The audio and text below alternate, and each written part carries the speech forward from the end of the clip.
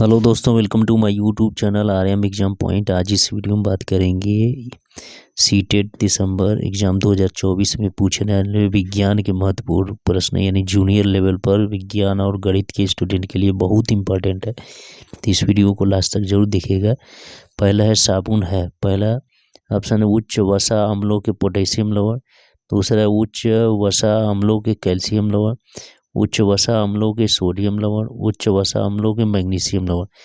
तो साबुन क्या होता है, वह होता है उच्च वसा अम्लों के सोडियम लवण होते हैं, यानी पहला का तीसरा ऑप्शन से हो जाएगा। दूसरा है साबुन निर्माण में सह उत्पाद के रूप में प्राप्त होने वाला यौगिक है stearate, sodium benzoate, glycerol, sodium hydroxide. तो कौन है, वो ग्लिसरॉल होता है, यानी दूसरा का तीसरा ऑप्शन सही हो जाएगा। नेक्स्ट आते हैं तीसरा प्रश्न, अपमार्जक रासायनिक रूप से मिलकर बने होते हैं पेट्रोलियम हाइड्रोकार्बन से, केरोसिन से, साबुन से, ऑक्जेलिक अम्ल से।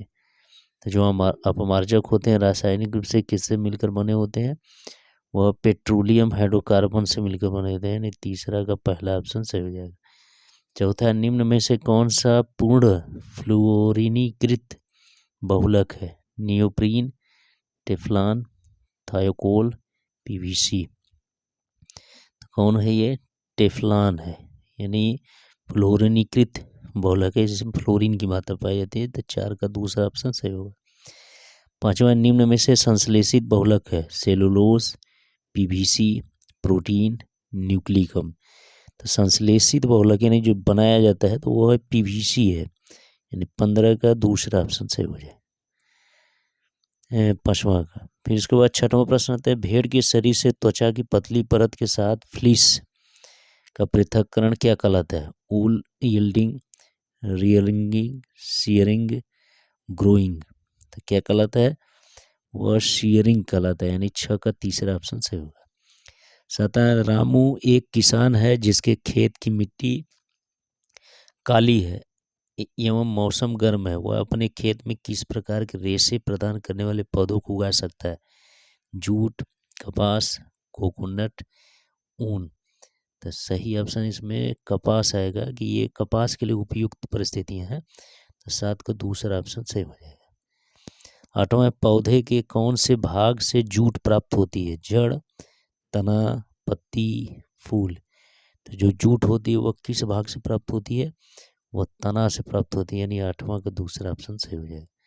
9वां, कपास किसका बहुलक है, रेयान का, नायलॉन का, ग्लूकोज का, पॉलीथीन का। तो जो कपास होता है वह ग्लूकोज का बहुलक है, यानी 9 का तीसरा ऑप्शन सही हो जाएगा। 10वां, रेयान के निर्माण में प्रयुक्त कच्चा पदार्थ है ग्लूकोज, सेलुलोस, फ्रक्टोस, सुक्रोस। तो 10 का ऑप्शन सही दूसरा होगा सेलुलोस, 10 का दूसरा विकल्प सही होगा। नेक्स्ट आते हैं 11वां, प्रेशर कुकर, गैस्केट आदि के निर्माण में प्रयुक्त प्लास्टिक है पॉलीवाइनिल क्लोराइड, टेफ्लॉन, बैकेलाइट, पॉलीस्टाइरीन। तो 11 का सही ऑप्शन दूसरा आ जाता है टेफ्लॉन, जो होता है ये है प्लास्टिक ऐसा जो प्रेशर कुकर, गैस्केट आदि के निर्माण में प्रयुक्त होता है। 12वां प्रश्न है, ताप दृढ़ बहुलक प्रथम बार द्रवित होकर इच्छित आकार में ढाले जा सकते हैं, एक बार ठोस होने के बाद ये ठोस ही रहते हैं। ताप दृढ़ बहुलकों में एक रासायनिक प्रक्रिया होती है जो अनुत्क्रमणीय होती है, निम्न में से कौन ताप दृढ़ बहुलक है, पीवीसी, वल्कनीकृत रबर, पॉलीस्टाइरीन, पॉलीएथिलीन। तो कौन सा है, वह वल्कनीकृत रबर है, यानी 12 का दूसरा ऑप्शन सही हो जाएगा। नेक्स्ट आते हैं, निम्न में कौन उभयधर्मी ऑक्साइड है, SnO2, CaO, SiO2, CO2।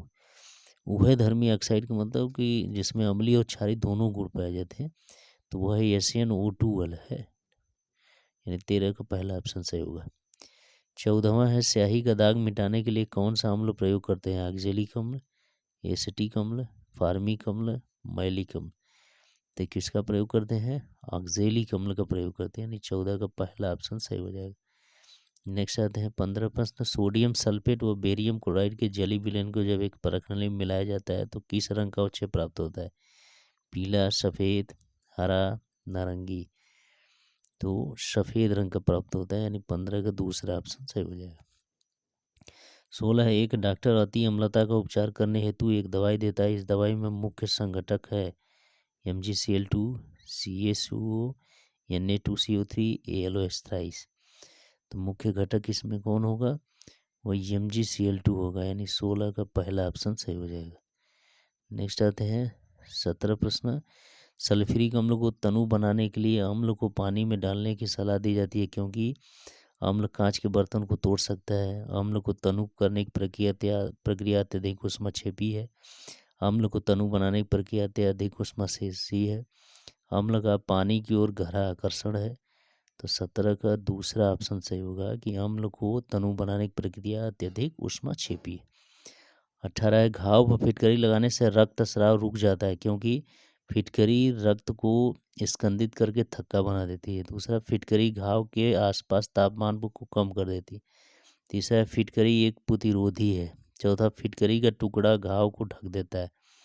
तो 18 का सही ऑप्शन कौन जाएगा? पहला, कि फिटकरी रक्त को स्कंदित करके थक्का बना देता है, इसलिए उसका बना स्राव होना रुक जाता है। 19 प्रश्न है विद्युत यंत्रों में बैकेलाइट का प्रयोग किया जाता है क्योंकि यह ऊष्मा का सुचालक है, विद्युत का सुचालक है, विद्युत का कुचालक है, थर्मोप्लास्टिक है। ये थर्मोप्लास्टिक है, यानी 19 का चौथा ऑप्शन सही हो जाएगा। विषय है प्रयोगशाला में अम्ल से जलने पर अधिक पानी से धोना चाहिए तथा वैसलीन लगाने से पूर्व निम्नलिखित में से कौन सा प्राथमिक उपचार करना चाहिए? पहला, सोडियम बाइकार्बोनेट घोल से पुनः पानी से धोना।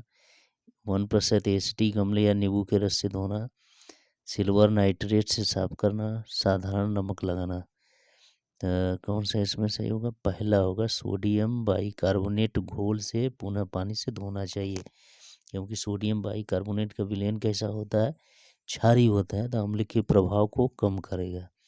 तो इस तरह से इस वीडियो में हम लोग 20 क्वेश्चन के बारे में डिस्कस किए जो कि परीक्षा के लिए बहुत इंपॉर्टेंट है। यदि ये वीडियो अच्छा लगा तो मेरे चैनल को सब्सक्राइब करें, वीडियो को लाइक शेयर करना ना भूलें। Thank you.